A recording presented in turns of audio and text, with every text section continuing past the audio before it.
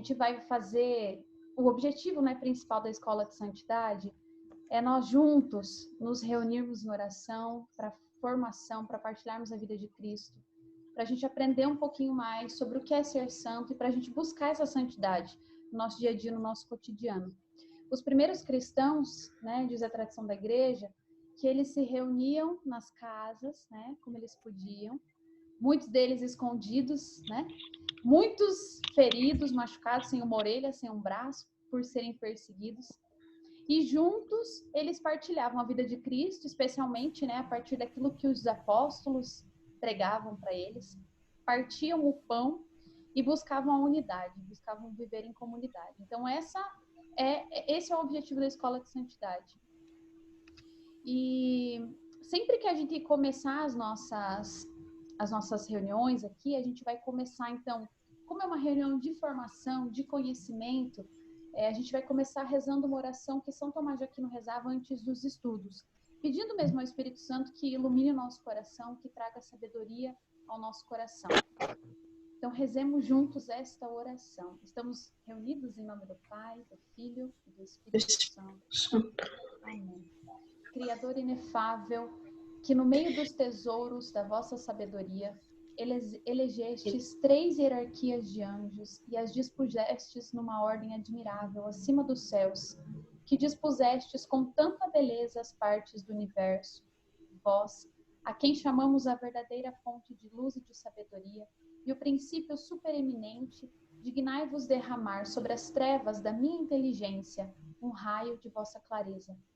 Afastai para longe de mim a dupla obscuridade na qual nasci, o pecado e a ignorância. Vós, que tornais eloquente a língua das criancinhas, modelai a minha palavra e derramai nos meus lábios a graça da vossa bênção. Dai-me a penetração da inteligência, a faculdade de lembrar-me, o método e a facilidade do estudo, a profundidade na interpretação e uma graça abundante de expressão. Fortificai o meu estudo, dirigi o seu curso, aperfeiçoai o seu fim. Vós que sois verdadeiro Deus e verdadeiro homem, e que viveis nos séculos dos séculos. Amém. Rezemos também a oração do ofício da Imaculada Conceição. Santa Maria, Rainha dos Céus, Mãe de nosso Senhor Jesus Cristo, Senhora do mundo, que a nenhum pecador desamparais nem desprezais. Ponde, Senhor, em mim os olhos de vossa piedade, e alcançai-me de vosso amado Filho o perdão de todos os meus pecados, para que eu, que agora venero com devoção vossa Santa e Imaculada Conceição, mereça na outra vida alcançar o prêmio da bem-aventurança. Pelo merecimento de vosso benditíssimo Filho, Jesus Cristo, nosso Senhor, que com o Pai e o Espírito Santo vive e reina para sempre. Amém. Meus queridos, para começar essa primeira aula da Escola de Santidade, a gente vai começar com uma partilha, então, né? Foi dada aí algumas lições de casa, algumas tarefas de casa, o catecismo, o Evangelho de São Mateus, também alguns documentos da igreja, né? Indicação de livro também.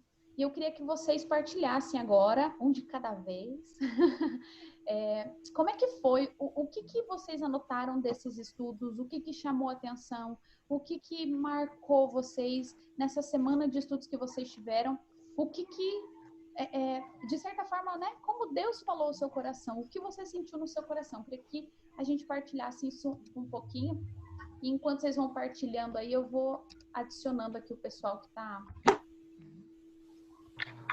entrando.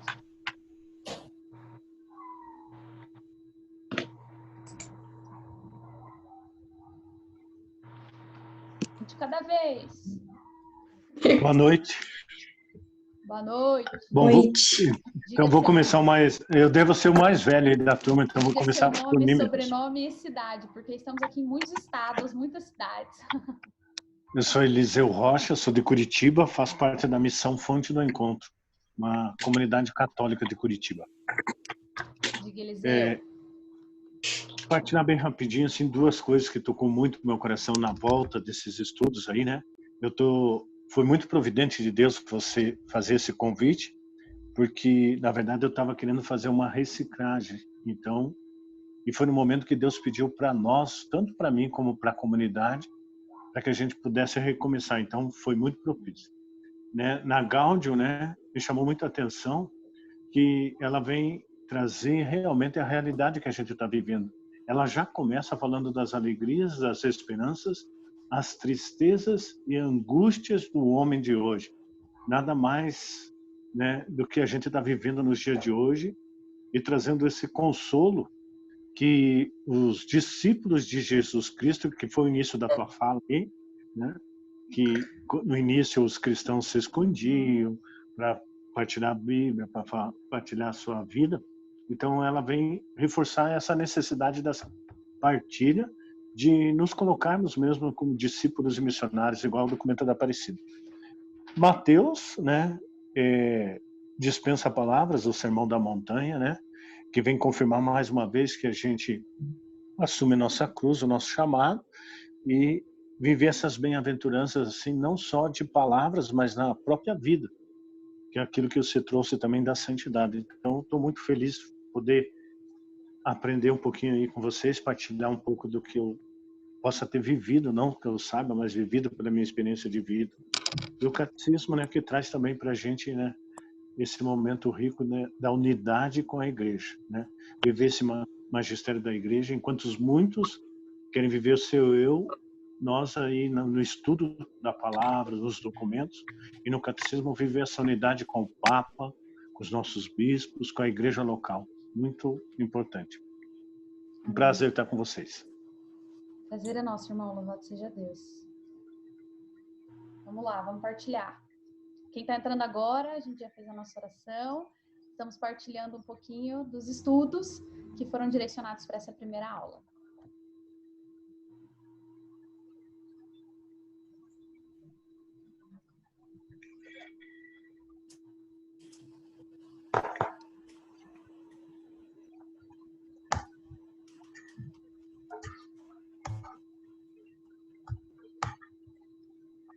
Tô com vergonha de falar.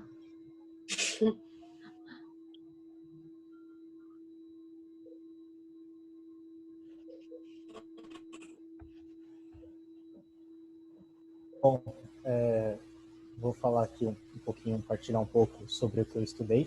Fala seu nome, seu sobrenome, Verdade. sua cidade. Isso, detalhe. Bom, boa noite a todos, eu sou o Anderson, sou de Mauá, São Paulo. Bom, dos estudos aqui um pouco da Lectio Divina, né, do Sermão da Montanha, ali das Bem-aventuranças, e nada mais é do que um guia prático, né, da vivência cristã, né, um guia prático ali de como viver, né, o ser cristão na sociedade. E aí é onde também, nessa praticidade do ser cristão, que nós também revelamos, né, ser seguidores de Cristo, revelamos o seu amor, revelamos, né, tudo aquilo que ele nos dá. Mas eu achei muito interessante também, nos estudos assim, o capítulo 1, né, do Catecismo, quando fala que o homem, ele é capaz de Deus, né? Por ele ser religioso por natureza, né? E aí, usando um pouco da etimologia latina, né, da religio, né, que é o religar, né, unir novamente, o homem, ele está sempre, né, se religando a Deus. E isso, né, por ser sua natureza, ele está nessa constante busca de Deus, porque essa busca parte primeiro pelo próprio Deus, que nos chama a voltar para a sua comunhão, né?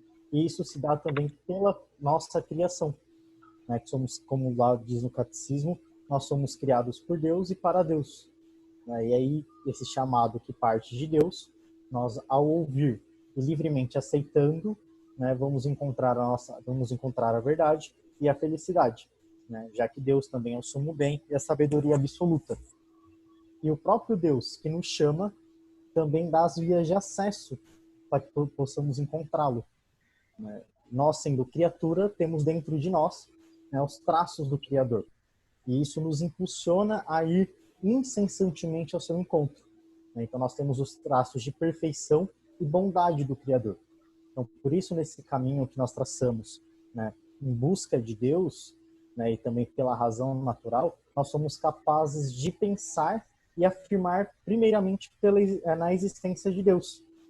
E essa existência de Deus, que nós somos capazes de afirmar, se dá também pela sua própria manifestação na ordem e movimento do belo na realidade, né? Que aí são as manifestações naturais, assim, na criação de Deus mesmo, que é onde ele também manifesta o seu poder e divindade.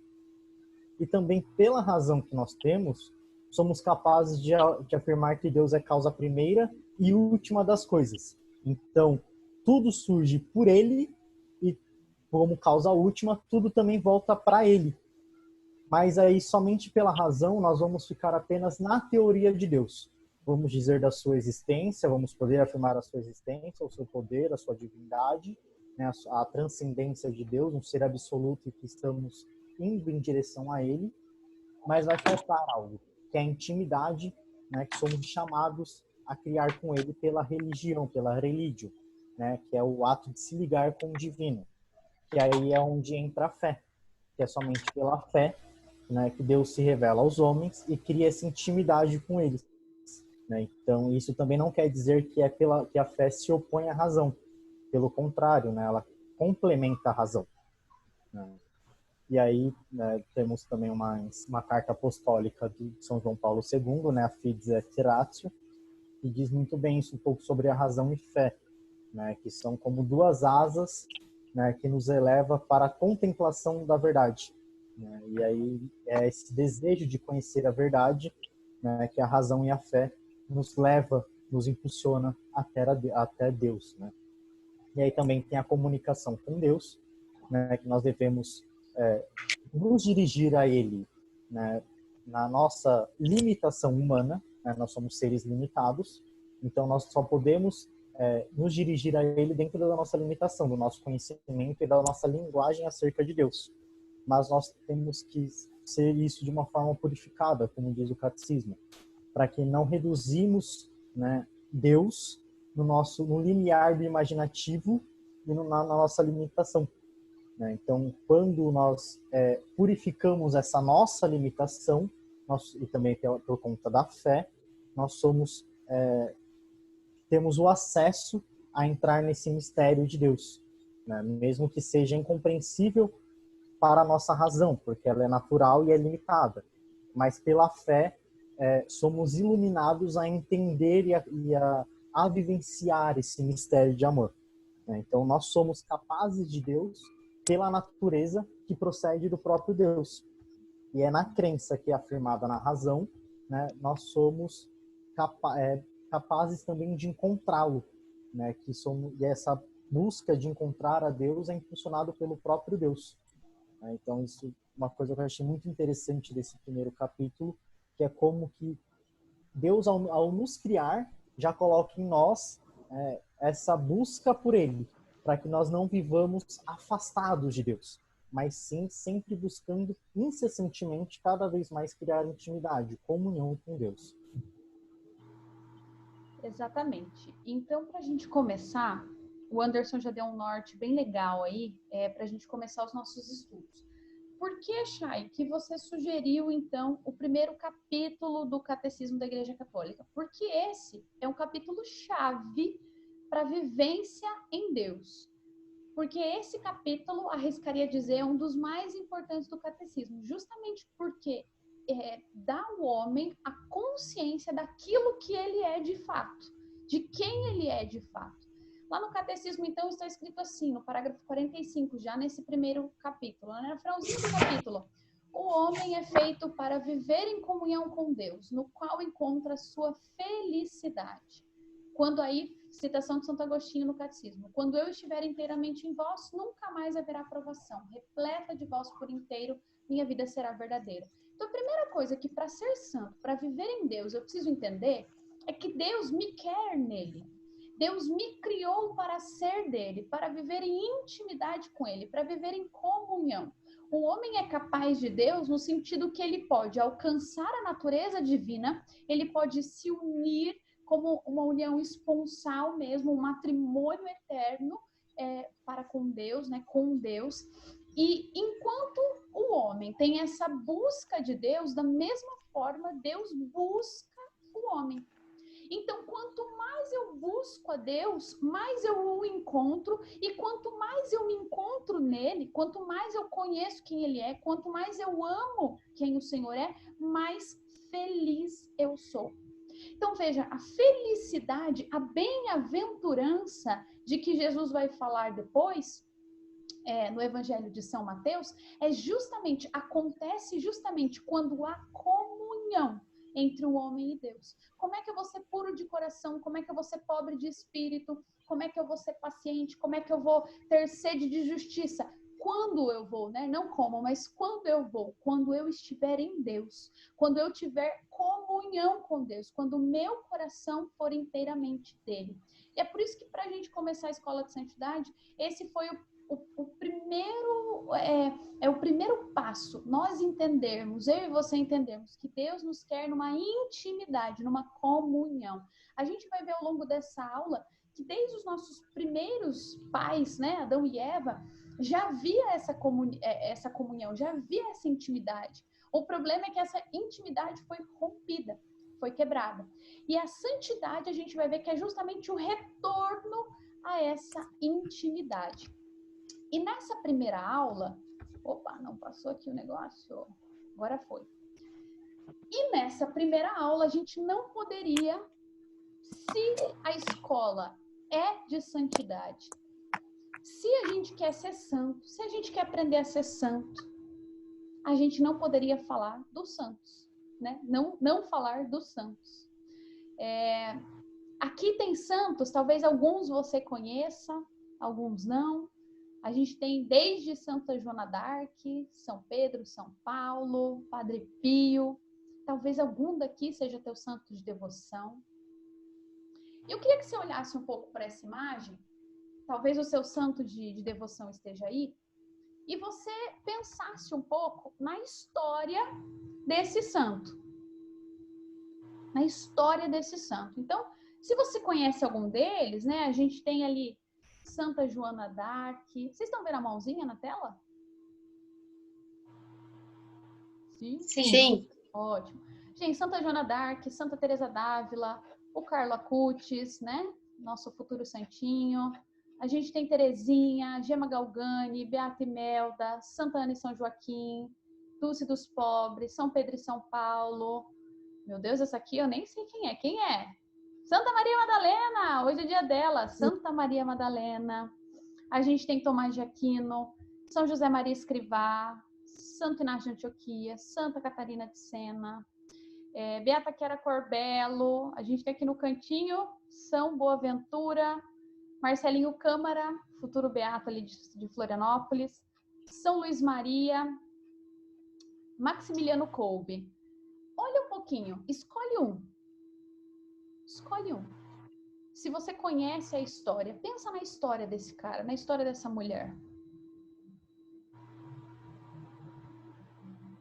Como ele chegou à santidade? Como alcançou a graça da santidade? Qual é a história que está por trás da santidade dessa pessoa?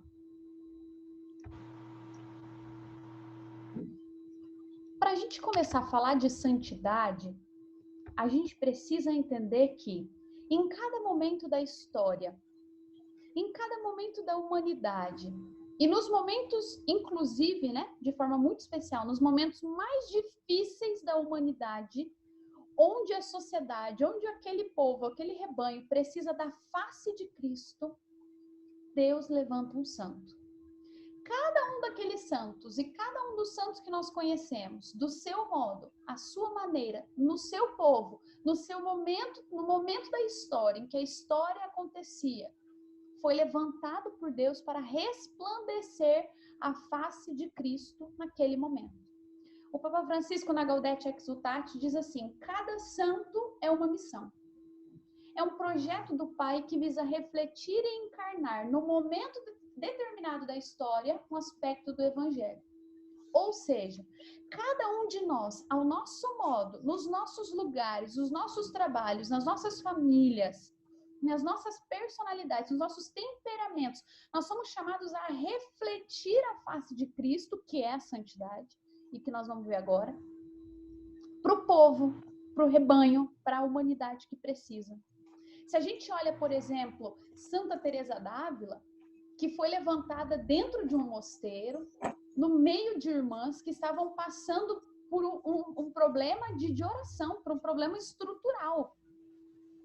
Se a gente olha, por exemplo, São João Paulo II, foi levantado para ser um santo quando a Igreja Católica precisava de uma abertura, digamos assim, precisava de alguém que tivesse as características que São João Paulo II tinha. E aí agora olha para você, olha para a sua vida e olha para a humanidade que nós estamos inseridos, para o contexto de sociedade que nós estamos inseridos. Olhe para a sua comunidade, para a sua missão, para a sua paróquia. Da mesma forma que cada um dos santos que nos precederam foram levantados para aquele povo, naquele momento da história, para ser um aspecto do Evangelho, um lado da face de Cristo, eu e você estamos sendo levantados nesse tempo para ser um lado da face de Cristo, neste lugar onde nós estamos, do jeito em que nós estamos. E o João completou ali que Santa Teresa e São João da Cruz lutaram um combate grande contra no início do protestantismo. Exatamente. A perfeita felicidade do homem consiste na contemplação da verdade, escreveu a Luísa. Exatamente isso. E essa verdade é o que nos leva para a santidade. Então, primeiro, nós somos chamados a uma intimidade com Deus, a uma comunhão profunda com Deus. E essa comunhão vai nos fazer resplandecer a face de Cristo nessa nossa humanidade, nesse contexto de vida em que nós estamos. Você abre comigo, por favor, Carta de São Paulo aos Efésios, no capítulo 4. Vamos ler do versículo 11 ao versículo 13, mas é o versículo 13 que vai nos guiar nesse estudo. Carta aos Efésios, capítulo 4, versículos de 11 a 13. Vai dizer assim: a uns ele constituiu apóstolos, a outros profetas, a outros evangelistas, pastores, doutores, para o aperfeiçoamento dos cristãos, para o desempenho da tarefa que visa a construção do corpo de Cristo. Até que todos tenhamos chegado à unidade da fé e do conhecimento, olha a verdade aí, do conhecimento do Filho de Deus, até atingirmos, presta atenção nesse versículo, até atingirmos o estado de homem feito, a estatura da maturidade de Cristo. O que é maturidade? A palavra maturação significa processo de evolução, de transformação. Tem alguém com o microfone ligado aí, que tá dando eco aqui no meu. O que maturidade? O que maturação é? É um processo de transformação, é um processo de evolução. Então, São Paulo está dizendo que Deus constituiu cada um de um jeito, Deus formou cada um de um jeito e derrama uma graça particular em cada um para que a gente possa atingir a maturidade de Cristo, ou seja, a evolução de Cristo, para que a gente possa chegar à semelhança com Cristo. Segundo São Paulo, a santidade, a gente vai ver que, segundo São Paulo e segundo a igreja toda, a santidade é justamente um grau de maturidade que vai me levar a uma semelhança com Cristo. Você olha os santos, cada um era semelhante a uma face de Cristo, com a sua característica. A Constituição Dogmática Lumen Gentium vai dizer assim: é, pois, claro a todos que os cristãos de qualquer estado ou ordem são chamados à plenitude da vida cristã e à perfeição da caridade. Os seguidores de Cristo, chamados por Deus e justificados pelo Senhor Jesus, não por merecimento próprio, mas pela vontade e graça de Deus, são feitos pelo batismo de fé verdadeiramente filhos e participantes da natureza divina e, por conseguinte, realmente santos. É necessário, portanto, que com o auxílio divino conservem e aperfeiçoem vivendo esta santidade que receberam. Ou seja, Se eu buscar a santidade, a minha busca de santidade é justamente a minha busca pela semelhança com Cristo. Ser santo é ser semelhante a Cristo. E eu me torno semelhante a Cristo de tal maneira, de tal forma, que eu sou participante, eu me torno participante da natureza divina. Veja, o projeto de Deus para nós não é só que a gente seja um amiguinho dele para ele contar quando não, é para que a gente se torne participante daquilo que ele é. E o que ele é? Ele é santo, ele é justo, ele é bondoso, ele é misericordioso, ele é amoroso, ele é pacífico. A santidade é o grau em que eu chego na maturidade de fé, na vivência de fé, que eu me torno participante da natureza de Deus. Que eu me torno um pouquinho do que ele é. Do que ele é. E aí, opa, passou aqui. Tem uma frase, meu Jesus, as tecnologia, como é que volta? Descobri. Essa frase final do catecismo, aliás, da Lumen Gentium, é necessário, portanto, que com auxílio divino conservem e aperfeiçoem vivendo esta santidade que receberam. Aí a gente pode pensar assim, mas eu recebi santidade? Porque se santidade é eu me assemelhar a Cristo, eu recebi essa... Em que parte da minha vida eu fui semelhante a Cristo? Que santidade é essa que eu recebi? Aí a gente encontra a resposta no Catecismo da Igreja Católica. Nossos primeiros pais, Adão e Eva, foram constituídos em um estado de santidade original. Essa graça de santidade original era uma participação da vida divina. Veja, que a Lumen Gentium diz que nós, pelo batismo, vivendo a vocação de santos, nós somos participantes da natureza divina. E o Catecismo vai completar dizendo que a graça de santidade original era a participação da natureza divina. Lembra que no começo a gente começou falando que o homem tem um chamado à intimidade, tem um chamado à comunhão com Deus. E esse chamado é desde Adão e Eva. Adão e Eva foram constituídos em santidade. O plano perfeito de Deus para mim e para você sempre foi a santidade. Sempre foi esse estado de semelhança. E é por isso que nós fomos criados à imagem e semelhança. Porque é para nós sermos santos. Santos. E quanto mais santo eu sou, mais eu me aproximo da vida divina. Mais eu participo da essência de Deus. Mais eu participo da natureza divina. Pega o seu catecismo aí, nessa citação, parágrafo 27, logo no comecinho. Que para mim é uma das citações mais lindas do Catecismo da Igreja Católica. E vai dizer assim. Estou abrindo aqui.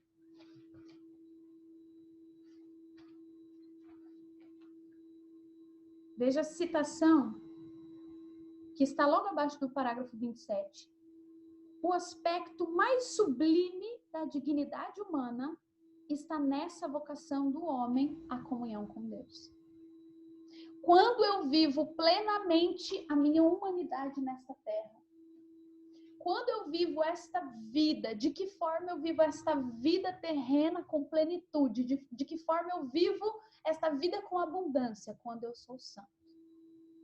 Quando eu me uno a Deus. Quando eu me torno participante da vida divina, da natureza divina. E veja que nessa parte, vamos ver aqui o chat. Gente, vocês vão falando aí, viu? Não precisa só eu falar, não. Sumiu aqui o chat.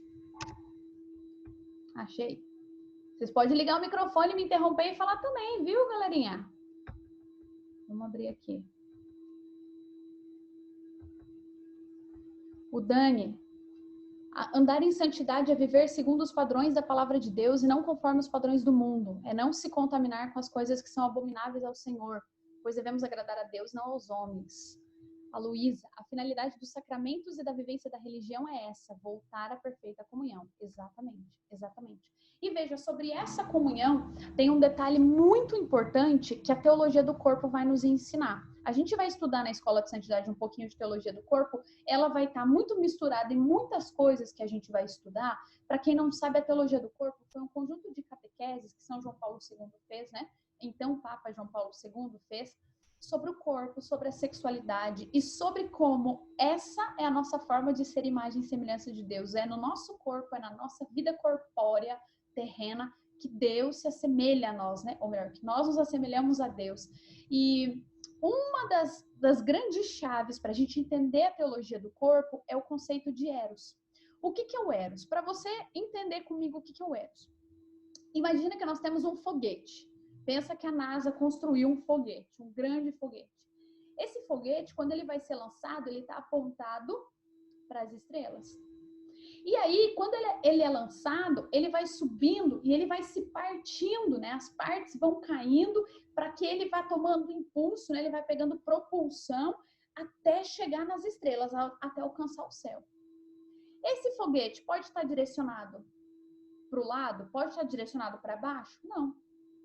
Porque é quando o foguete está apontado para cima, está direcionado para cima, que ele tem o seu sentido natural. Que ele tem o seu modus operandi natural. E quanto mais reto, quanto melhor, eu não sei se vocês já assistiram aquele filme do MIB, Homens de Preto, que eles têm que salvar o mundo no meio e tem um foguete que vai ser lançado, e eles têm que subir lá no foguete, eles têm que tirar o negócio. Pois então, pensa nessa cena. Lembra que tem várias estruturas que vão segurando as partes do foguete. E ele vai pegando propulsão, ele vai sendo lançado, essas estruturas vão ficando para baixo até que ele consegue alcançar as estrelas, o céu. O Eros é esse foguete. Chay, mas como assim? O que é o Eros? O Eros é igual ao desejo. O Eros significa o desejo interior do homem. Você já deve ter ouvido assim, o homem tem um vazio interior. O homem tem uma busca interior. O homem deseja algo profundamente. Isso é o Eros. O Eros é um desejo absoluto do homem. Absoluto. E o Papa Bento vai explicar de um jeito muito bonito, né? Só complementando. Esse desejo, ele, antes do pecado original, ele estava direcionado para o céu. O nosso desejo profundo era a comunhão com Deus, a intimidade com Deus, porque foi para isso que nós fomos criados. O problema é que o pecado desordenou o Eros. O pecado bagunçou os desejos, ou o desejo interior, bagunçou a vontade interior do homem. E é por isso que hoje, ao invés do nosso Eros estar apontado para Deus, direcionado para as estrelas, o nosso eu, o nosso desejo está apontado para este mundo, para os prazeres deste mundo, para esta vida, por conta do pecado. E aí o Papa Bento escreve assim, sobre a teologia do corpo. O Eros é, na verdade, aquela força que não permite que o amante permaneça em si mesmo, mas o estimula a unir-se ao amado. Qual Eros mais insensato, e aí óbvio que está entre aspas porque ele está sendo muito irônico, do que aquele que levou o Filho de Deus a unir-se a nós, até o ponto de sofrer como próprio as consequências dos nossos delitos. Veja, à medida que o meu Eros está ordenado, quando o meu desejo interior está direcionado por Deus, ou seja, eu só desejo a Deus, eu só busco a Deus, Deus é a minha prioridade, o céu é a minha urgência. Então eu vou fazer esse processo que o Papa Bento XVI vai dizer, de sair de mim mesmo para unir-me ao meu amado. Isso é santidade. É esse o processo de santidade. É quando o meu Eros, o meu desejo, a minha vontade, a minha alma está tamanhamente ordenada que o meu desejo maior, o meu desejo absoluto é a minha união, a minha comunhão com Deus. E à medida que eu sou um com Deus, eu vou me assemelhando a Ele. Aí a gente pode entender, por exemplo, por que os santos aguentavam os sofrimentos, por que os santos eram misericordiosos, tinham tamanha caridade, tamanho desprendimento desse mundo, porque toda a sua alma, toda a sua história, e veja, a gente está falando de alma, mas também de vida terrena, os seus pensamentos, os seus sentimentos, os seus temperamentos, os seus desejos desta terra, os seus instintos, tudo isso, o seu psicológico, o seu emocional, tudo isso estava voltado para Deus, para a comunhão com Deus. E aí eles buscavam de tal forma essa comunhão que eles iam se assemelhando a Cristo. Vejam comigo essa imagem. Essa é a cruz da unidade. Eu não sei se vocês já viram ela. Ela é muito estudada na teologia do corpo também. Nessa cruz a gente enxerga o Cristo, a Virgem Maria. Aqui não dá para ver direito, mas aqui, ó, ela está com um cálice e ela está coletando o sangue do lado aberto, sangue e água que jorram do lado aberto do Senhor. E aqui a gente tem um olho que é o olho do próprio Deus, a sabedoria. Essa cruz representa a igreja. O esposo em seu leito nupcial. Veja que se você olhar com um olhar um pouco mais espiritual, parece que realmente Cristo está deitado, de braços abertos, né, e não crucificado. E a esposa que está recostada no seu peito, que está trocando olhares com o esposo e que ao mesmo tempo coleta o sangue das suas dores, das suas chagas. Esta é a igreja. Isto aqui é o que nós somos chamados a ser, queridos irmãos e irmãs. Isto aqui. Unidos de tal forma ao nosso esposo, porque nós somos igreja, então nós somos a esposa de Cristo.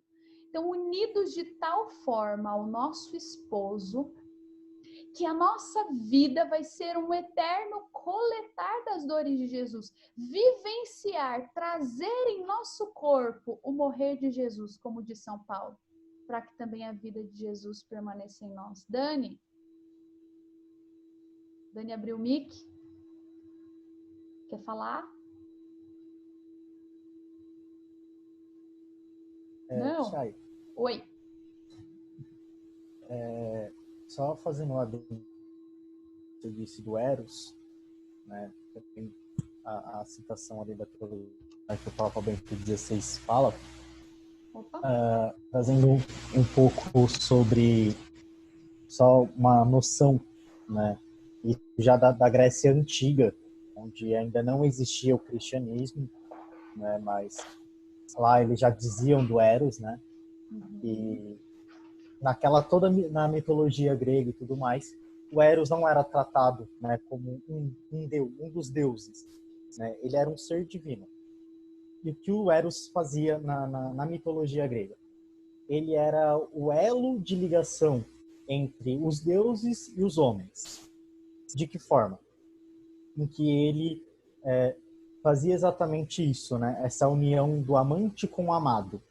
Então ele fazia com que os homens pudessem também, de uma forma religiosa, assim dizer, né, prestar o culto aos deuses de uma forma amante, né? Então os homens atendiam pelo Eros amar aos deuses, né? E também pelo Eros, né, eles conseguiam ordenar as suas paixões para que, diante de tantos corpos, encontrasse um só belo corpo. E aí, aquele que encontrasse um só belo corpo se tornava amante, e esse belo corpo se tornava o amado, né? E aí eu entro por essa ligação com a cruz da unidade, onde nós vemos o amante, que é o Cristo, né? E a esposa, né, a igreja, enfim, é o amado. E aí, na noção dos gregos antigos, né, o Eros, ele é capaz de fazer com que o amante e o amado vivam numa união de a tal ponto não se ter mais diferenças, não serem tratados mais como dois diferentes, mas sim apenas como um. De tanta a união que é causada entre amante e amado, eles se tornam apenas um. Exato. E isso se dá pelo Eros. Exato. E isso é uma coisa que também, com o passar dos anos, é uma coisa que nós devemos também meio que quebrar na nossa mente, no nosso pensamento. Quando, isso eu acho que a gente vai dizer muito isso aqui na Escola de Santidade, quando a gente diz de ordenar as paixões e os prazeres, isso não está direcionado somente à questão sexual, né? Isso quer dizer é uma coisa sensível, os sentidos, né? É o olfato, é a visão, é o paladar, é a audição, as coisas sensíveis, as coisas que podemos sentir, né? As coisas corpóreas que o corpo sente, né? E isso, quando digamos das coisas, as paixões e os prazeres ordenados, está diretamente ligado às questões corpóreas. Então, para que nós podemos ordenar as nossas paixões e os nossos prazeres, para que, né, nessa, digamos assim, relação, né, com o Eros, para que possamos demonstrar o nosso lado como amados para o amante, ao ponto de nos tornarmos um só com ele, né, de não ter mais diferenças entre amado e amante, de tanto que é o amor, nós precisamos primeiro aprender a ordenar, né, essas nossas paixões e prazeres. E quem nos dá esse caminho de ordenação, né, é o próprio Eros, né? Que é o primeiro, quando já se encontra ali na questão, já digamos assim, do olhar. O primeiro olhar, o primeiro amor. Quando você se encontra totalmente apaixonado, vamos assim dizer. Então, ali já se dá o primeiro passo para tal ordenação de que você se dispõe a se desfazer daquilo que te distancia do amante, né, para que você possa ser ordenado para chegar ao amante e se tornar um só com ele. Desculpa te interromper. Não, não tem problema, é para isso mesmo, gente. E vocês vão perceber que muita coisa que a ideia não é só o formador aqui falar, ok? Vocês também podem falar, achar isso aí me lembrou da passagem de não sei o quê, me lembrou de um testemunho, me lembrou de não sei o quê. É pra gente partilhar mesmo, porque a ideia é a gente crescer junto. E aí, Chay, só acho que sendo um pouquinho redundante talvez, mas não sei, né?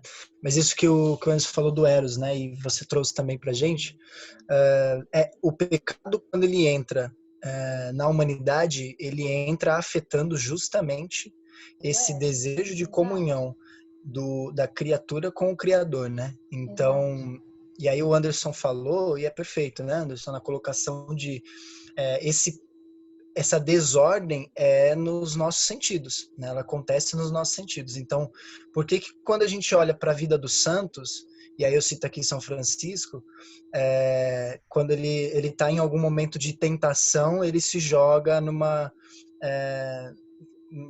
rosa, né, cheia de espinhos, porque ele sabe, ele tem o conhecimento de que aquilo está sendo atrativo para o seu sentido, né, mas para a sua alma não. Então, muitos santos, né, e eu não vou generalizar porque eu não conheço todos, mas muitos santos, eles lutam justamente com os sentidos, porque eles sabem dessa necessidade que o Eros tem de comunhão, né, de busca de comunhão com o Criador, né. Então é só um pincelar aí, porque quando a gente fala de pecado original, a gente acaba talvez mistificando muitas coisas. Pô, mas está muito distante. O que é o pecado original? Eu já ouvi muito isso, né? O que é o pecado original? O pecado original é a sua luta diária contra você mesmo, contra os seus instintos. Senão, aí você talvez fique ainda mais indignado. Hoje, inclusive, eu estava falando isso com um amigo meu. A indignação com Adão e Eva, né? Porque eles tinham tudo, né? Eles tinham a facilidade dessa comunhão e e acontece o pecado original. Então, a partir disso, gera uma grande luta conosco mesmo, com a nossa própria, nosso próprio desejo, né? A nossa própria natureza, exatamente. Exato. E, Cezinha, quando você diz perdão. aí do... Não, é só uma coisa.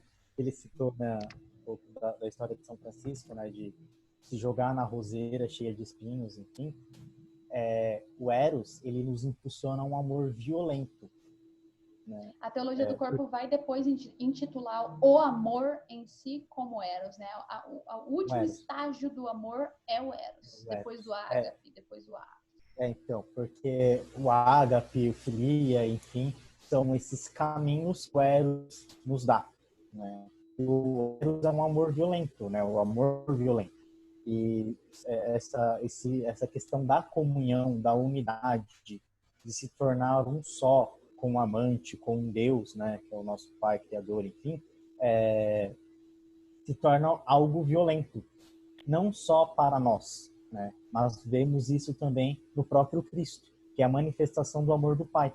É um amor violento, em que ele se dá totalmente a sua vida em razão do amado, que somos nós, né? E aí o amado, que somos nós, vendo tamanha demonstração de amor, né? Também fazemos um gesto violento de amor. Entregamos tudo aquilo que somos e temos em razão do amante, para que essa gente possa também se tornar um com ele. Então, né, essa questão do amor a gente também tem que meio que desmistificar como algo bonitinho e fácil de se viver, né? Sendo que, na verdade, é um amor violento, né? Um amor que dói, que machuca, mas faz bem. Vai me trazer a verdade, vai me trazer a felicidade. Eu vou ter uma vida boa. Isso aí. A gente vai falar de amor, a gente vai falar do pecado um pouquinho mais para frente, mas a gente precisa voltar um pouquinho para esse sentido de santidade, né? Então, veja só, São Francisco de Sales, na Filoteia, ele diz que Deus deseja que nós sejamos perfeitos. A santidade, meus queridos, esse conceito de perfeição vai aparecer diversas vezes no Antigo Testamento. Perfeição como Deus é perfeito, santo como Deus é santo, vai aparecer diversas vezes no Antigo Testamento, no Novo Testamento, em todos os documentos da igreja, alguém cita alguma coisa sobre essa perfeição cristã, porque a santidade, como a gente viu, é justamente a total semelhança com Cristo. Então é quando, como Paulo disse, já não sou mais eu quem vivo, é Cristo que vive em mim. Então é uma completa união ao ponto de eu não ser somente mas ao ponto de eu ser semelhante, ao ponto de eu me parecer, ao ponto de eu ter as mesmas características, a mesma personalidade, o mesmo caráter de Cristo. Então, isso é a santidade. É o ponto em que, de maturação, de que o processo de evolução que eu chego a ser semelhante a Cristo. A retomar a imagem e semelhança que o pecado tirou de mim. O Papa Francisco vai dizer que a santidade é o rosto mais belo da igreja. E se ser santo é ser semelhante a Cristo, tem rosto, meu povo, mais lindo que o de Cristo? Tem face mais linda que do Senhor Jesus? Não tem. Não tem. É por isso que ele vai escrever que a santidade é o rosto mais belo da igreja.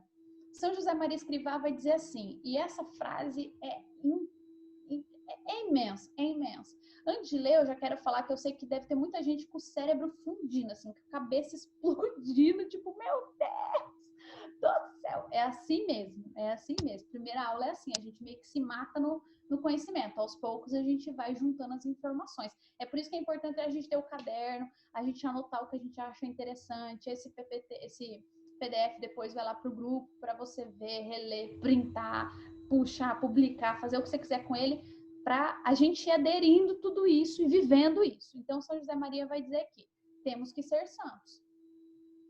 Vou dizer com uma frase castiça da minha terra, sem que falte um pelo. Cristãos de verdade, autêntico, canonizáveis. E se não, se a gente não for um desses aí, um santo de verdade, autêntico, canonizável, teremos fracassado como discípulo do Mestre. Porque nessa terra, meu povo, a única missão que Deus nos deu, o único querer de Deus para nós é a santidade. E se eu e você não formos santos, a gente desperdiçou essa vida. A gente fracassou na única missão que a gente tinha, que Deus destinou para nós desde toda a eternidade. E veja só, Chayene, então você está falando que a minha obrigação nesse mundo é ser santo? É. Ser santo não é mais que a tua obrigação. Não é mais que a minha obrigação. Sabe quando você tirava um 10, um 9 na prova, você falava, nossa mãe, tirei 10. A sua mãe falava, não fez mais que a sua obrigação? É tipo isso. Não é mais que a nossa obrigação ser santos, porque esse é o desejo, essa é a razão desta nossa vida terrena. E a gente vai ver daqui a pouquinho como Deus é coerente. Porque Deus podia ter olhado para a humanidade toda, lá em Adão e Eva, e falava, e dito, quer saber? Tô nem aí. Cada um agora que se vire, não tô nem aí. Eu fiz, eu criei, eu dei tudo e eles me recusaram, não tô nem aí. E Deus nos dá uma chance para voltarmos à intimidade, para voltarmos à comunhão e sermos santos. Então a santidade é a busca pela imitação de Cristo, até a semelhança total com Ele, participação na natureza divina. O meu esforço para aperfeiçoar-me a Cristo em tudo e a todo tempo, pois se eu quero ser parecido com Ele, eu preciso buscar ser o que Ele é, preciso buscar esse aperfeiçoamento, porque eu não sou perfeito. Microfone ligado. E é a vivência profunda, diária, ordinária, extraordinária da minha essência de filho de Deus, chamada comunhão plena com Ele. Constituição Lumen Gentium. Munidos de tantos e tão salutares meios, todos os cristãos de qualquer condição ou estado. Veja que a igreja sempre reafirma as mesmas palavras. Todo mundo, seja qual for sua condição, seu estado, são chamados pelo Senhor, cada um por seu caminho, ou seja, cada um de um jeito. A minha via de santificação vai ser diferente da sua, e a gente já vai entender isso. A perfeição da santidade, pelo qual é perfeito o próprio Pai. Ou seja, quanto mais santo eu for, quanto mais eu for semelhante a Cristo, mais perfeito eu sou. Aí a gente entende, por exemplo, o que Paulo disse aos Filipenses, né? Não quero dizer que já alcancei a perfeição, não.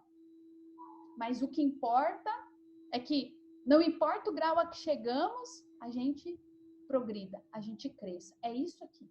Era essa perfeição. Quando Santa Teresinha do Menino Jesus vai falar da perfeição, ela fala dessa, que é a santidade, que é a semelhança com Cristo. E aí a gente começa agora, vou falar uma frase bem popular agora o bagulho vai ficar louco. Já vim com os dois pés no peito aqui, com um monte de coisa, agora vem Padre Paulo Ricardo para quebrar nós em 5. Nós, seres humanos, com a graça divina, podemos entrar num processo de transformação interior, ainda que nesta vida que faça de nós santos. Gente, presta atenção que isso aqui é chave para a escola de santidade inteira. Nada disso acontece sem a intervenção misericordiosíssima da graça, mas com a nossa colaboração. Ou seja, presta atenção nisso aqui, meu povo. Nós, decaídos pelo pecado original, egoístas como nós somos, incapazes de amar como somos, desordenados, com o eros apontado para tudo quanto é lugar, menos para o céu, nós podemos aqui, nesse mundo, ser santos e amar a Deus com o amor que somente Ele pode fazer brotar em nossos corações. O quê? Chayenne, mas a santidade não é só no céu? Não é só tipo assim, a gente vive essa vida e daí a gente morre, daí a gente é santo? Não. É possível nesta terra ser santo. Chayenne, você está falando então que a escola de santidade, que esse projeto todo, que tudo isso, que essa vida com Deus é para a gente passar direto pelo purgatório? Sim. Sim. É para a gente viver nesta terra o purgatório. Mas o que? Isso é possível? Como assim? Sim, é possível. A gente vai ver ainda nessa aula, se Deus quiser, se der tempo. E ali um detalhe importante, ó. A gente não pode nunca achar que a gente vai conseguir ser santo pelas nossas próprias forças. Que é o nosso empenho, que é o tanto que eu me esforço. Não, é 50-50. 50% Deus, a graça de Deus, e 50% meu esforço. Esse negócio de pensar que eu posso, eu vou, eu consigo, porque dentro de mim tem uma força que eu vou conseguir, isso aí é pelagianismo e foi combatido lá no 15º Sínodo de Carta. Pelágio era um cara que acreditava que não, o homem ele pode sozinho, ele não precisa de ninguém. Sozinho ele consegue, basta ele querer. Santo Agostinho bateu o pé e falou, não. A gente precisa da graça de Deus, sozinho a gente não consegue. E aí no sínodo a igreja condenou o pelagianismo. Ou seja, a gente não vai ser santo sozinho. Eu posso empreender 1 milhão de esforços. Ainda assim, eu preciso estar na graça de Deus. A gente vai ver já também o que é essa graça de Deus. Vamos dar uma acelerada aqui, ó. E aí, para eu ser santo, eu entendi que viver a santidade, que ser santo, que é possível ser santo nessa terra, que a escola de santidade está me sugerindo, está me querendo me levar para algo, para uma vivência que me faça santo aqui.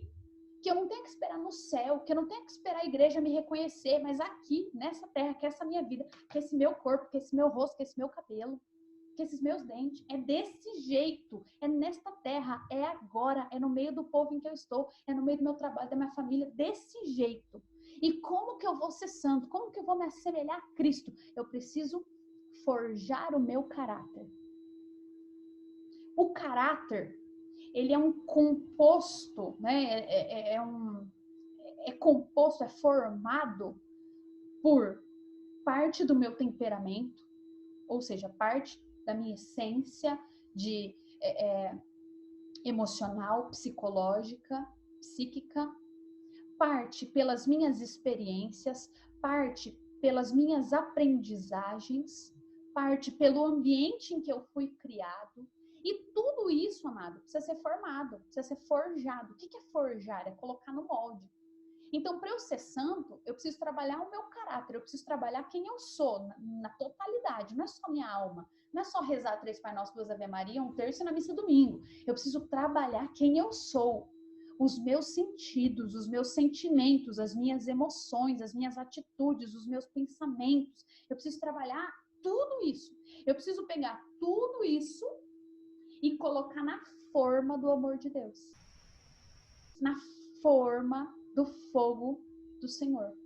E ali eu vou ser formado. Eu vou deixando Deus me formar. Para a gente adiantar um pouquinho, senão realmente a gente não vai terminar hoje, mas não tem problema que toda quarta-feira tem. Ah, que legal. Mas olha só. Evangelho de São Mateus, capítulo 19, essa passagem é a passagem do jovem rico. O jovem chega para Jesus e fala: bom mestre, o que devo fazer para ganhar a vida eterna? E aí Jesus fala: obedece os mandamentos. Honra pai e mãe, não mata, não...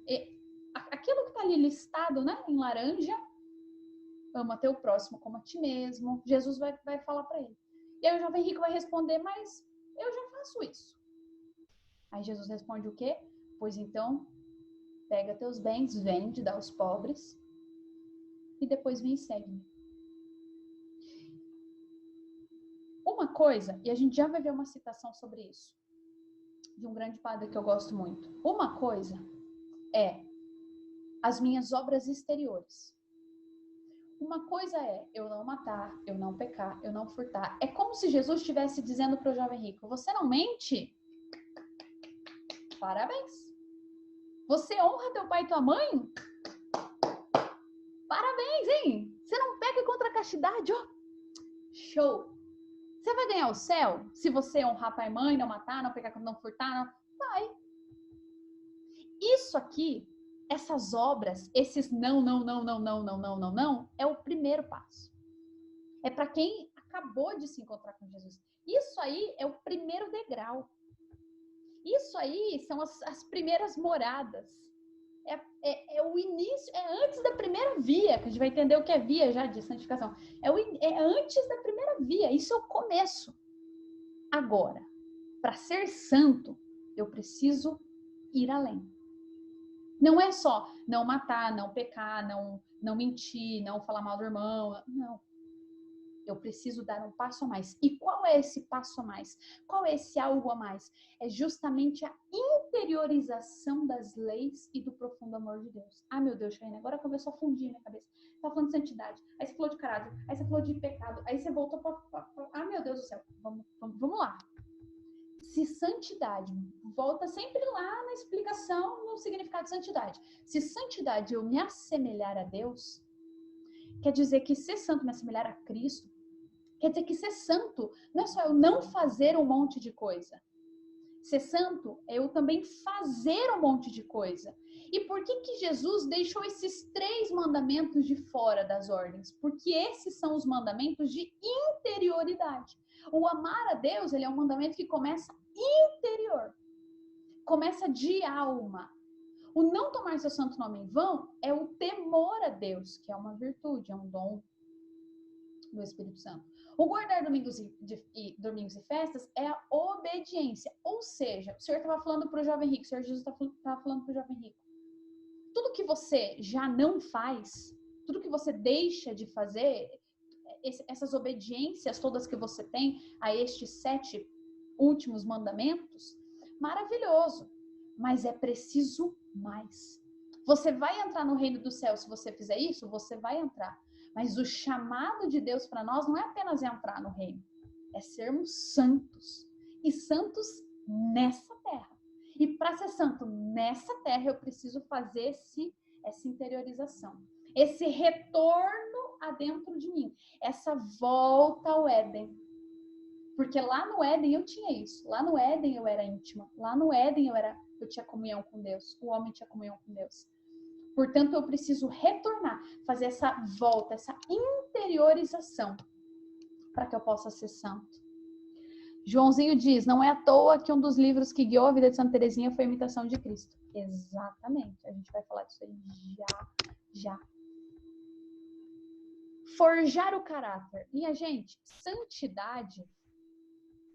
Opa. Amiga, eu tô saindo, gente. Uma boa noite, tá muito massa. Eu tô vendo que tá sendo gravado. Depois eu continuo e nas próximas pretendo ficar até o final. Fiquem com Deus. Beijo. O forjar o caráter, a via de santificação, a via purgativa, o caminho de santidade, ele vai aparecer na vida dos santos de várias formas. Cada santo vai falar de um jeito. Então, o caminho de perfeição de Teresa d'Ávila, o castelo interior, a filoteia de Francisco de Sales, a forja de São José Maria Escrivá, as 3 vias do Garrigou Lagrange, que ainda não é santo, mas vai ser, fala tudo a mesma língua, que é a língua da santidade, que explica o que é a santidade, o que é a via de santificação.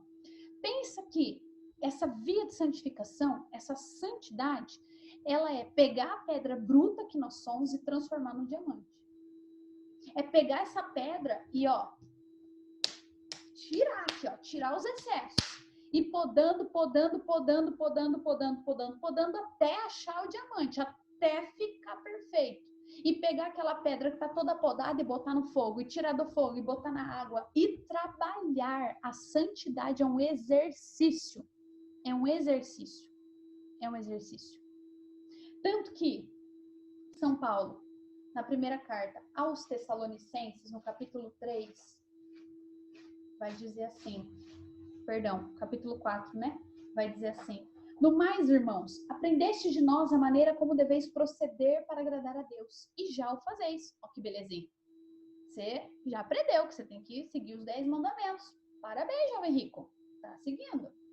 Rogo-vos, pois, mais agora, e vos exortamos no Senhor Jesus, a que progridais sempre mais. Pois conheceis que preceitos vos demos da parte do Senhor Jesus. Esta é a vontade de Deus, a vossa santificação. A vontade de Deus é que a gente chegue no céu? Mas o que está escrito aqui? Que a vontade de Deus é a nossa santificação. Deus quer que sejamos esse diamante. E dessas aqui, meu povo, dessas muitas vias, né, dessas várias formas de falar de santificação, eu vou usar bastante, eu e todo mundo, nós vamos usar bastante as 3 vias e as 3 conversões do Garrigou Lagrange, que é um grande padre Reginald Garrigou Lagrange, que vai dar de forma muito útil para a gente e muito prática essa via de santidade. Então, aceitar entrar na forma de Cristo é viver nesta terra a via purgativa. E olha só o que o Garrigou Lagrange vai nos dizer. Gente, isso aqui é frase para tatuar na testa.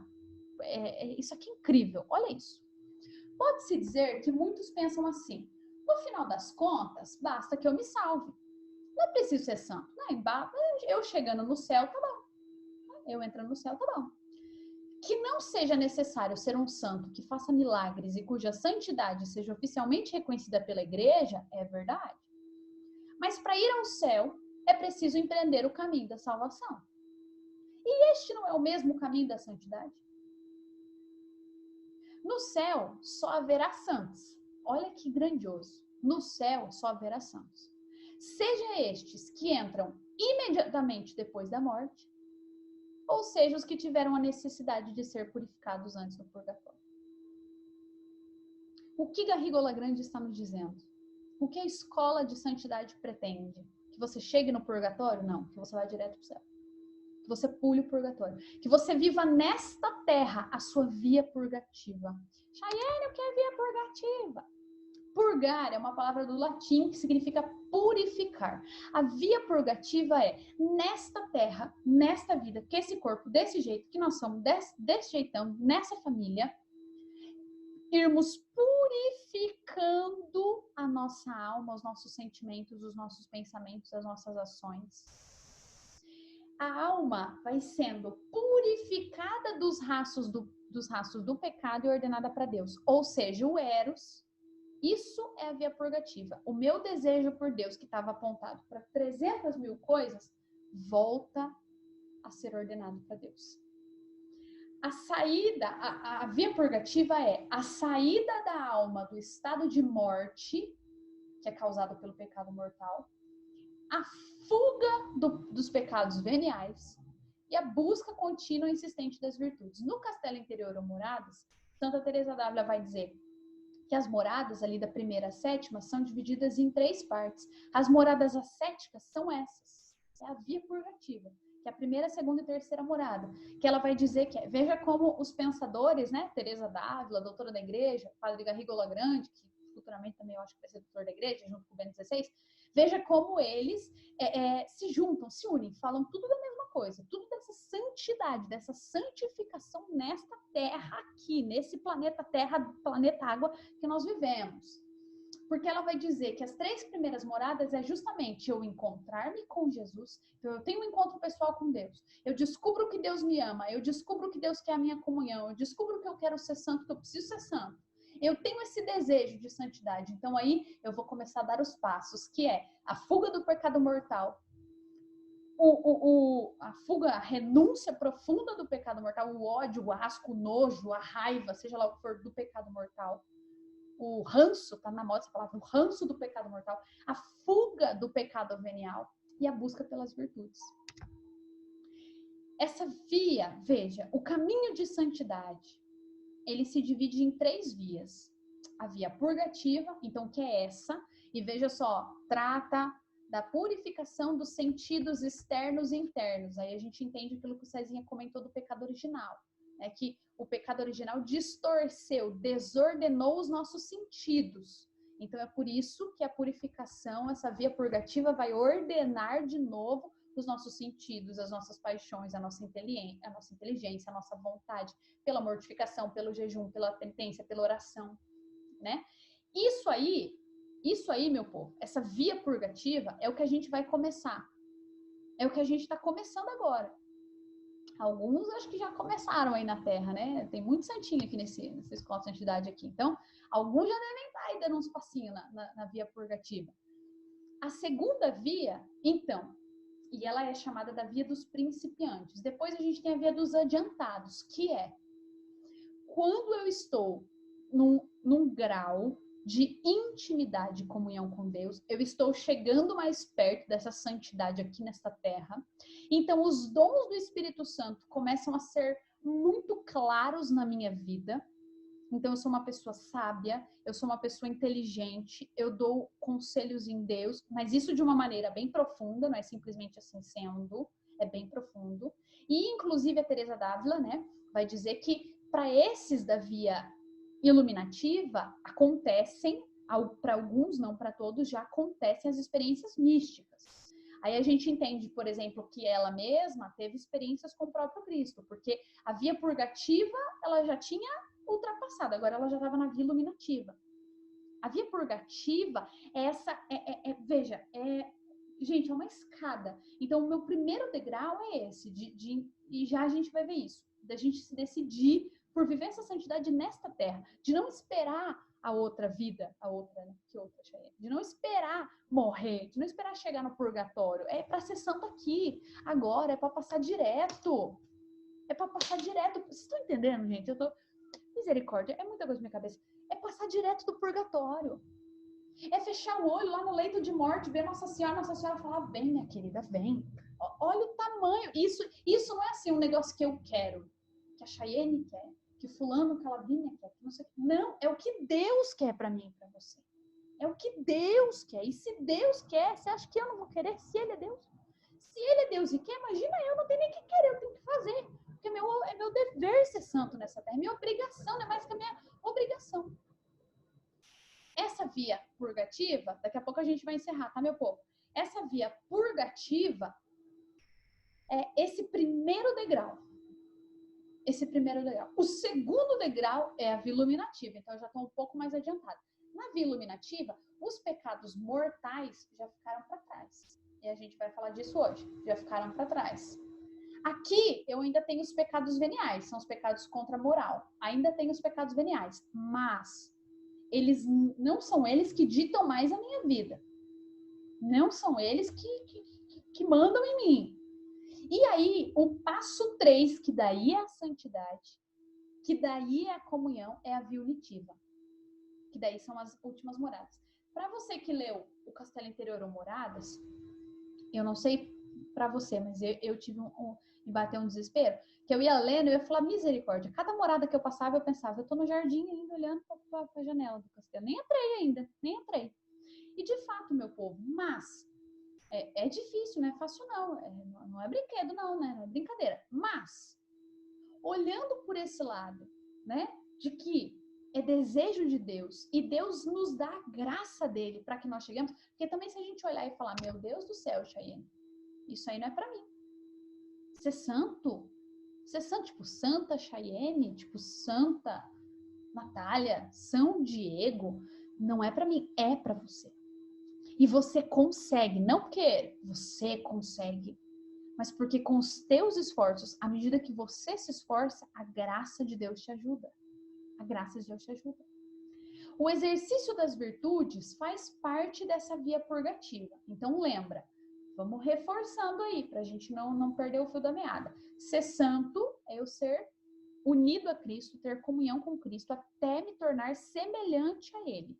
Então é aquela unidade, a cruz da unidade.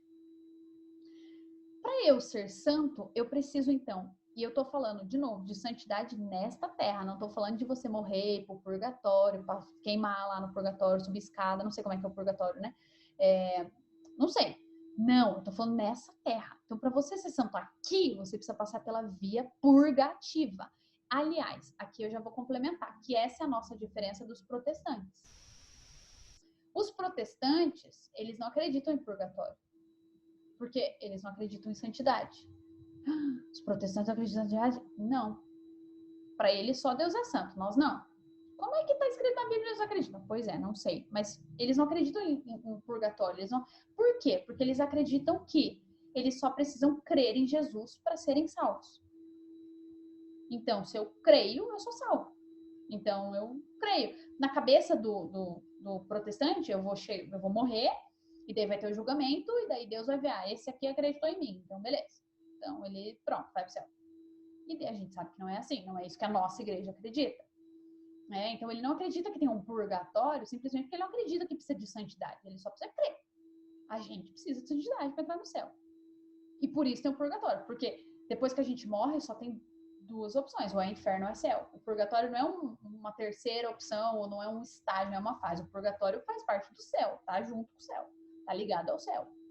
A gente entrou no purgatório, a gente vai para o céu. Mas o que nós estamos propondo em Deus, o que o Senhor está nos propondo é passar dessa fase. É pular o purgatório. É ir direto. É subir direto. E o que o Senhor está dizendo nessa noite para nós é que é possível. E é desejo dele para as nossas vidas. É desejo dele para nós. As virtudes, segundo o catecismo da igreja, regulam nossos atos, ordenando as nossas paixões e guiando-nos segundo a razão e a fé. Na via purgativa, meu querido, a gente vai ter dois caminhos importantes a seguir, que é o que a gente vai ver agora. Não é agora. Na via purgativa, a gente tem dois caminhos importantes. A fuga do pecado mortal e a completa renúncia do pecado venial, um caminho. A prática das virtudes. Como é que eu vou me tornar santo nesta terra? Dois caminhos muito importantes. A fuga do pecado mortal e venial e a prática das virtudes. E é por isso que a gente vai começar a Escola de Santidade falando das virtudes. Mas hoje ainda a gente vai falar de pecado venial e mortal. São Gregório de Nissa escreve que o objetivo da vida virtuosa é tornar-se semelhante a Deus. Portanto, se ser santo é ser semelhante a Deus, o objetivo de praticar as virtudes é ser santo. As virtudes são elementos da construção da vida moralmente boa. Então, o que são as virtudes? Se eu preciso praticar as virtudes, o que é? Virtude vem do latim virtus, que significa força, potência. A moral, por sua vez, amores, ela significa costume, comportamentos. É o que regula e avalia os bons e maus costumes. Então, a virtude, ela é a força, a capacidade que regula os nossos comportamentos. Aqui, gente, eu confesso que talvez vai ficar um pouquinho confuso na cabeça de vocês, mas qualquer coisa, vocês levantam a mão aí, posta a coisinha aí, pra gente esclarecer. Para eu me assemelhar a Cristo, eu preciso ordenar as minhas obras, então meu eros, meu desejo, meu pensamento, meu comportamento, tudo que eu sou, eu preciso ordenar para o bem, para o amor, para Cristo, para o céu. Quem faz esse trabalho são as virtudes. Por isso, na via purgativa, é preciso exercitar as virtudes. Exercitando as virtudes, eu encontro ordem, porque essa é a função das virtudes, ordenar, e retidão para minha consciência moral. Chay, o que é consciência moral? Se moral é o que regula o meu comportamento, o que é consciência moral? O catecismo vai dizer pra gente. Na intimidade da consciência, o homem descobre uma lei, a moral. Então, ó, na minha consciência, aqui dentro de mim, existe uma lei, que é a lei moral de Deus.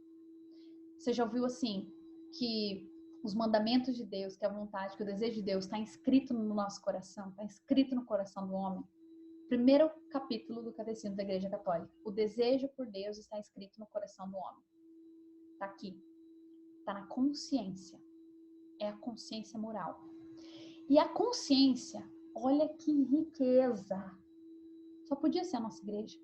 A consciência é o núcleo secretíssimo e o sacrário do homem. Onde ele está sozinho com Deus e onde ressoa, onde ouve a voz de Deus.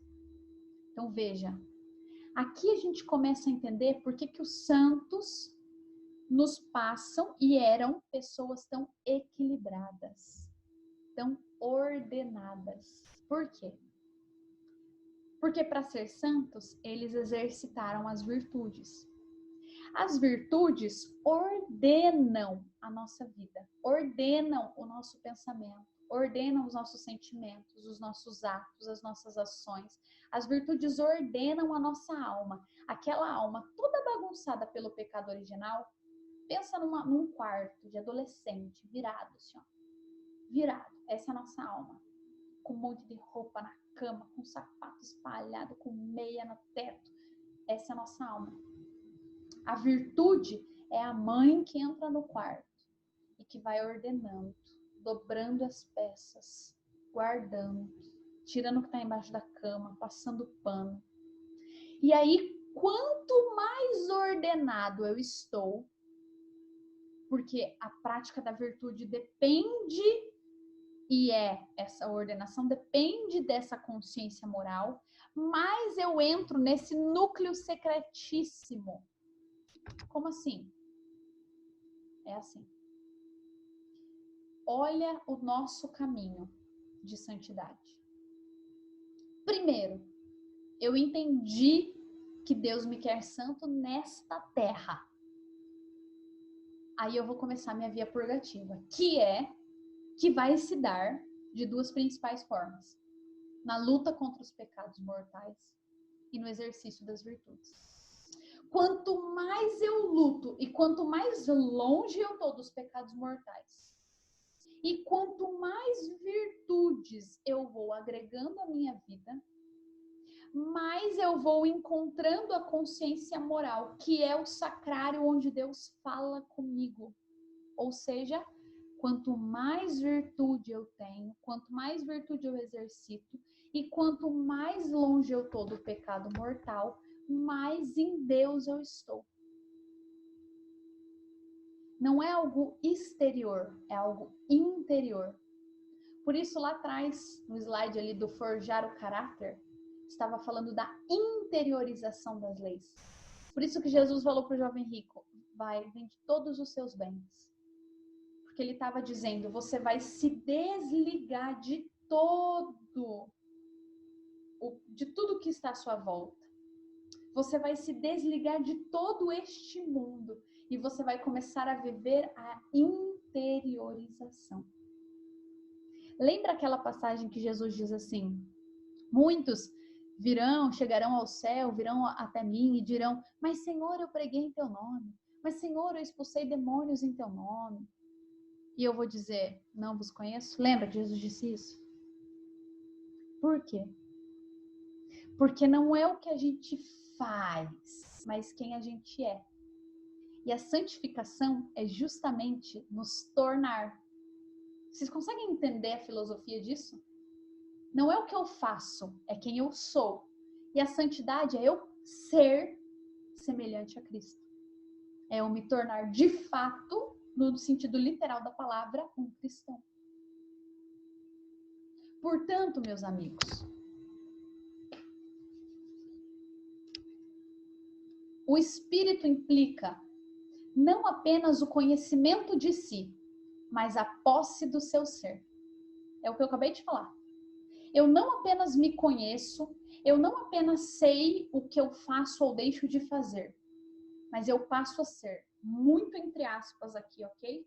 E me entendam, eu passo a ser dono do meu ser. Dono é Cristo, a gente entende. Mas no sentido de que eu tomo as rédeas.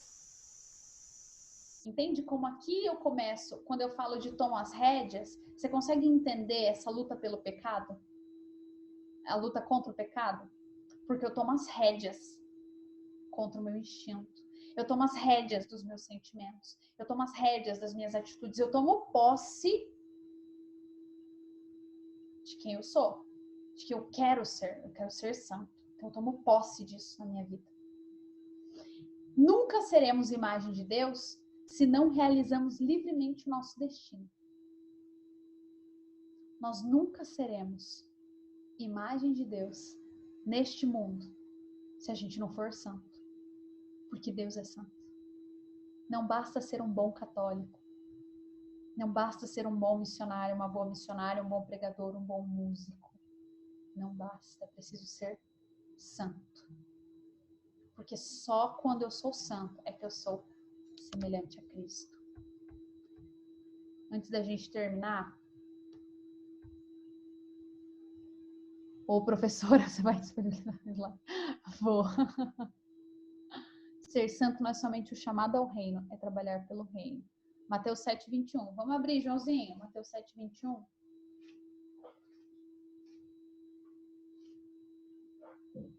Nem todo aquele que... Isso, esse mesmo. Obrigada aí, João. Nem todo aquele que me diz, Senhor, Senhor, entrará no reino de Deus. Mas sim aquele que faz a vontade do meu Pai, que está nos céus. Muitos me dirão naquele dia, Senhor, Senhor, não pregamos nós em vosso nome? E não foi em vosso nome que expulsamos os demônios e fizemos muitos milagres?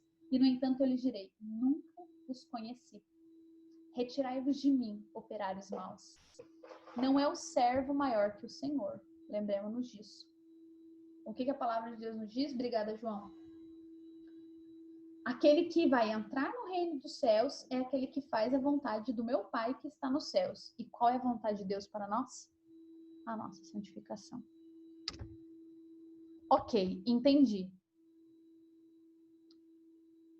Entendi. Eu quero ser santo nesta terra.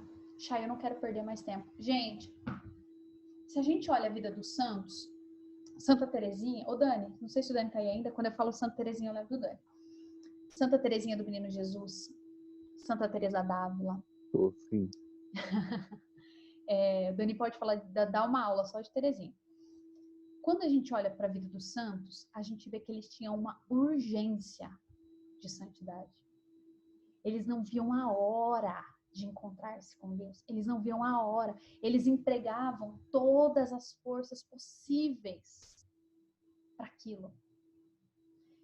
Por quê? Como diz Santa Teresinha, porque eles sabiam que só tinham o hoje. Para essa santificação, a gente também tem que colocar na nossa cabeça que não vai ter outra vida. Irmão, não vai ter outro momento de você tomar sua decisão. Não vai ter outro momento de você fazer escolha. Não vai ter outro momento de você se decidir. É agora. Você não vai morrer e vai reencarnar num gato e vai voltar para pagar a sua vida. Ou você vai, sei lá, voltar no mais rico, mais... Não. É agora. Porque a partir do momento que o anjo do Senhor vier te buscar e você fechar os seus olhos, só vão ter 2 destinos. Ou o céu ou o inferno. Não tem outro tempo pra gente ser santo. Eu vou esperar eu me formar, eu vou esperar casar, eu vou esperar ter filho, Não tem que esperar. O chamado de Deus para a santidade é agora, do jeito que você está. Veja só o que fala sobre essa vivência de virtudes o Padre Garrigo Lagrande. A vida interior do cristão supõe o estado de graça. Aqui a gente entra num ponto muito delicado e muito importante da santidade. No plano da providência, toda alma, presta atenção, não sou eu que estou falando, hein? É o Padre.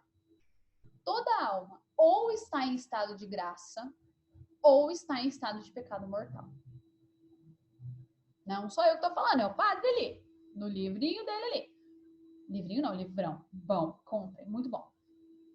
Toda alma ou está em estado de graça ou está em estado de pecado mortal. Não tem como estar no estado puro de natureza. Eu sou. Não. Ou você está em pecado mortal ou você está em estado de graça. Sua vida toda é assim. Hoje, ou você está em estado de pecado mortal ou você está em estado de graça. Não tem um meio termo. Ou você está em um ou você está em outro. É o Padre que está falando, não sou eu. É para este fim soberano, ou seja, na visão de Deus, para estar com Deus, para ser santo, que a humanidade está ordenada desde a criação. E mesmo depois de caída, a este mesmo fim conduz o Senhor, que se ofereceu em holocausto para a salvação de todos os homens. Quer dizer que, se ou eu estou em estado de graça, ou eu estou em pecado mortal, e para eu ser santo eu tenho que fugir do pecado mortal, eu preciso ir para o estado de graça. Passo 1 da escola de santidade. Fuga do pecado mortal. Chayene, o que é o pecado mortal? Catecismo da Igreja Católica responde. Pecado mortal é todo pecado que tem matéria grave, ou seja, ele vai contra um dos 10 mandamentos. Para facilitar, a grosso modo. Vai contra um dos 10 mandamentos.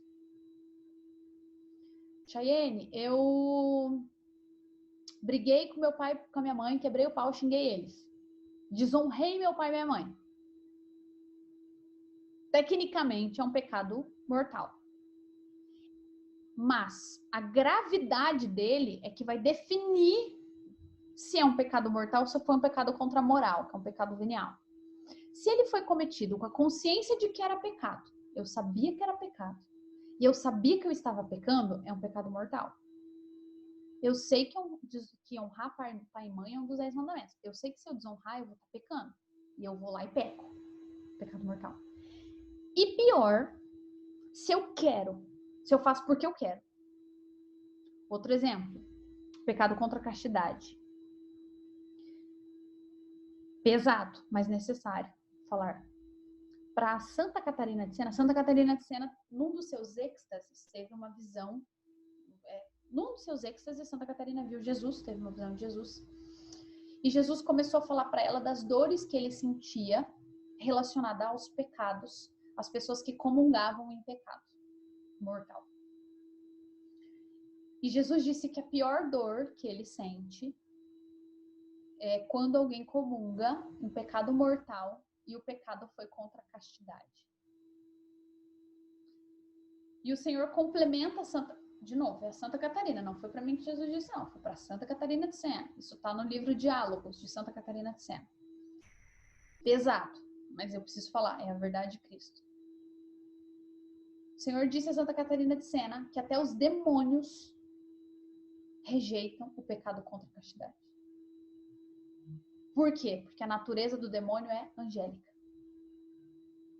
E na sua natureza, Satanás tem a consciência, na sua natureza angélica, de que o pecado contra a castidade é uma desordem imensa contra a natureza do homem, contra a essência do homem e da mulher. Por isso, a fuga do pecado mortal, seja ele o da castidade, seja ele... E aqui, ó, tem uma explicação do porquê é tão grave. Porque o pecado mortal, se não for recuperado, né, se a graça do pecado mortal não for recuperada com o arrependimento e com a confissão, que é o perdão de Deus, morreu, vai para o inferno. É assim. Causa a exclusão do reino de Deus e a morte eterna no inferno. Isso é catecismo da Igreja Católica. Depois eu coloco, eu esqueci de colocar, mas depois eu coloco aqui o capítulo. Quer dizer que se eu estou em pecado, ai, Chay, mas eu tenho olha, eu me esforço muito pela santidade. Mas eu peco contra a castidade. Não existe isso. Não existe isso. Então você não se esforça pela santidade. Entende? Eu preciso, no primeiro passo para eu alcançar a santidade, eu preciso fugir do pecado mortal. Eu preciso amar Deus sobre todas as coisas, não tomar santo nome em vão, guardar domingos e pés, honrar pai e mãe, não matar, não furtar, não pecar contra a castidade, não levantar falso testemunho, não cobiçar as coisas alheias, não cobiçar a mulher do próximo. Eu preciso fugir disso, como o diabo foge da cruz. E é para isso que servem as virtudes. Porque o meu instinto, a minha carne, me leva ao pecado. Porque o pecado original causou essa desordem. Então, o meu desejo, que era para ser apontado para Deus, hoje é apontado para a mulher. Está lá em Gênesis, por exemplo. Quando Deus vai dar bronca na mulher, na serpente Adão, ele fala para a mulher, os teus desejos te impelirão para o teu marido. A minha carne, os meus sentimentos, as minhas emoções estão todas desordenadas. Vocês conseguem entender o tamanho da desordem que o pecado causou em nós? E a santidade, a gente lutar com unhas e dentes para organizar isso tudo. Chayene do céu, isso é impossível. Não é. Não é. Se a gente tentar só pelas nossas forças, vai ser. Mas a gente tem a graça de Deus. E o exemplo de N santos. Chayene, eu não consigo vencer o pecado contra a castidade, é mais forte que eu. Primeiro, ou qualquer outro pecado, estou dando um exemplo, mas o pecado da mentira, o pecado de cobiçar as coisas alheias, uma pessoa invejosa, de não guardar domingos e festas, eu vou na missa só na Páscoa, nunca mais apareço na igreja. Se eu quero, primeiro, preciso me esforçar. Segundo, pede a graça de Deus. Gente, aí que entra a oração. É para isso que serve a oração. Para a gente pedir a graça de Deus, para a gente pedir o Espírito Santo, para a gente pedir a força do alto. Os santos estão aí para isso. Quando eu olho para São José Maria Escrivá, eu falo, cara, esse cara conseguiu. Eu também consigo, eu também quero conseguir. Então, São José Maria Escrivá, rogai por mim, me ajude. Ou para o seu santo de devoção, você olha para esse santo, você tem que pensar, ele conseguiu. Então, pede ajuda dele para ele te ajudar, para ele te interceder por você. Exercício. Para a gente terminar nossa aula. Já passou 3 minutos, meu Deus do céu. Para a gente terminar nossa aula. Pensa com você, responde para dentro de você. Eu tenho pecado mortal? Então, se pecado mortal é um pecado de matéria grave, cometida contra os 10 mandamentos, eu fiz conscientemente, eu sei que é pecado mentir, mas mesmo assim eu menti. Eu quis mentir. Eu quis furtar. Eu quis pegar alguma coisa de alguém. Foi consciente. Quais são os meus pecados mortais? Eles têm sido recorrentes na minha confissão. Toda vez que eu vou me confessar, eu tenho que falar para o padre que eu briguei, desonrei, xinguei, desejei a morte da minha mãe e do meu pai. Toda vez que eu vou me confessar, eu tenho que falar para o padre que eu vi pornografia. porque eu me masturbei, sei lá. Eu tenho buscado me afastar das ocasiões de pecado, se possível. Eu sei que se eu conversar com determinada pessoa, eu vou pecar. Já vou começar a falar mal do meu irmão, já vou começar... Eu tenho tentado me manter longe dessas conversas. Eu tenho tentado me afastar das ocasiões de pecado. Jesus diz que onde está o teu coração, aí estará o teu tesouro. Então, onde está o meu coração? Para onde o meu eros está apontado? Está apontado para o dinheiro? Eu tenho me preocupado muito nesta terra com o que eu vou comer, com o que eu vou vestir, com onde eu vou morar. Isso é uma preocupação maior do que a minha preocupação com o céu. Eu gasto mais tempo planejando a minha vida nesta terra ou eu gasto mais tempo trabalhando a minha alma? Eu tenho frequência de confissão? É algo que eu posso melhorar? Frequência de confissão significa, Chay, eu confesso uma vez por mês, eu confesso toda semana, eu confesso a cada 2 semanas, ou não. Eu vou me confessar quando eu sinto que, meu Deus, eu vou explodir. Aí eu vou lá e me confesso. E isso é 2 vezes no ano. Eu tenho frequência de confissão? Dos meus pecados mortais, qual dele identifico que é o que mais me incomoda? Entre aspas aí, né? A expressão, não gosto de falar isso, mas pra gente entender. Aquele famoso pecado de estimação. Tem um pecado de estimação, um que tá sempre na minha confissão. Que eu sempre luto, mas tá ali o danado. E por fim, eu tô disposto a me esforçar, a me mortificar, a sangrar mesmo dentro de mim, para santificar minha alma e as almas que lhe são ou serão confiadas? Responde aí para você.